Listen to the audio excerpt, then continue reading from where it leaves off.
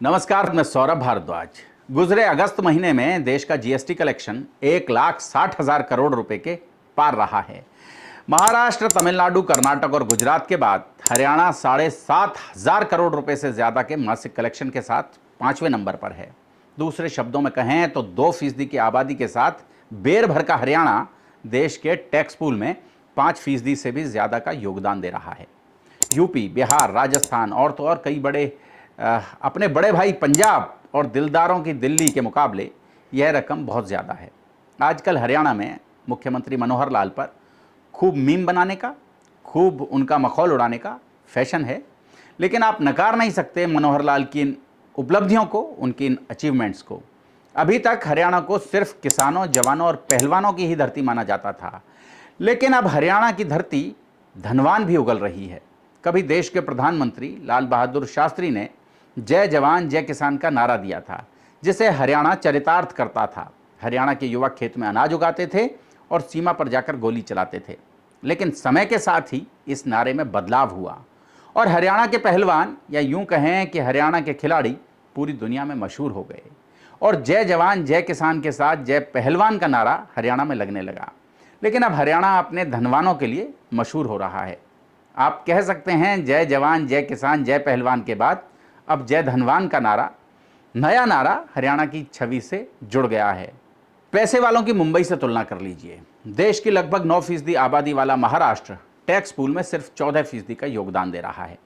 आप कहेंगे हरियाणा की इस तरक्की में मुख्यमंत्री मनोहर लाल या उनकी सरकार का क्या योगदान?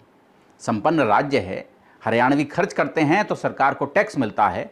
तो जनाब, आपकी जानकारी के लिए बता दूं कि लक्ष्मी को कमाना ही नहीं, उसे रोक कर रखना भी बड़े जतन का काम है। मारुति गुजरात भागने की तैयारी में थी।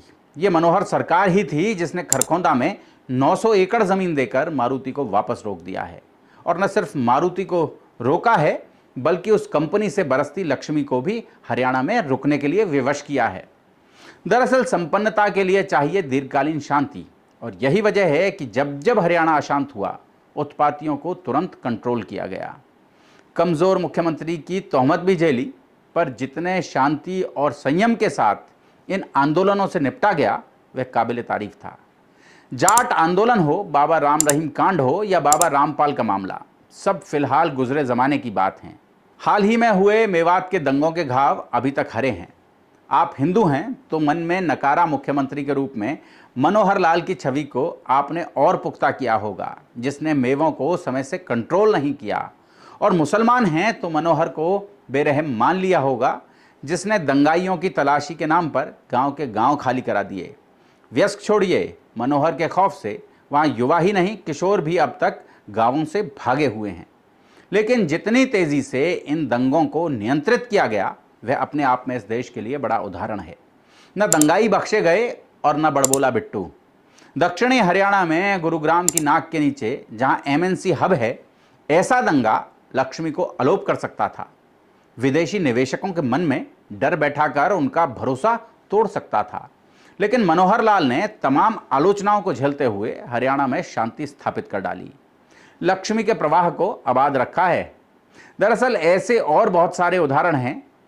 मनोहर पॉलिसी के कारण यहाँ उद्योग धंधे बढ़ रहे हैं और साथ ही बढ़ रही है लोगों की परचेसिंग पावर और जीएसटी की थैली भी। आप में से बहुत सारे लोग कहेंगे कि हरियाणा अमीर हो रहा है, हमें क्या? यहाँ अमीर खर्चा कर रहे हैं, हमें क्या?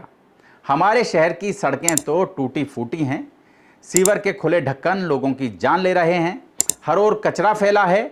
फिर कैसे माने कि प्रदेश में सुशासन है? तो माननीय मुख्यमंत्री मनोहर लाल जी, आप अपनी सीएम विंडो खोलकर सुन लें। फरीदाबाद जैसे शहर में आपके निकम्मे अफसरों ने ऐसा गंद मचाया है कि आपको खुद कहना पड़ा। क्योंकि इतना पैसा लग रहा है नगर निगम में और इस पैसे का दुरुपयोग हो रहा है।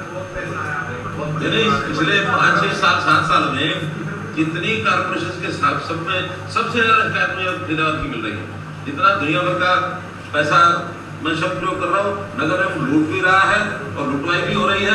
आगे कौन लूट रहा है, मैं इसके ऊपर एक क्वेश्चन मार्क खड़ा कर रहा हूँ। बल्कि यहाँ कुछ जो धंधे पकड़े गए वो भी पकड़ लिए हमने, और उसमें मैं बहुत सीरियस हूँ इस मामले में। मुख्यमंत्री जी, इन भ्रष्ट और निकम्मे अफसरों का इलाज कर दो, मेरा फरीदाबाद बहुत बढ़िया हो जाएगा। जोड़ेंगे आपको मनोहर सरकार की नीतियों की स्पष्ट मीमांसा के साथ। बहुत बहुत धन्यवाद।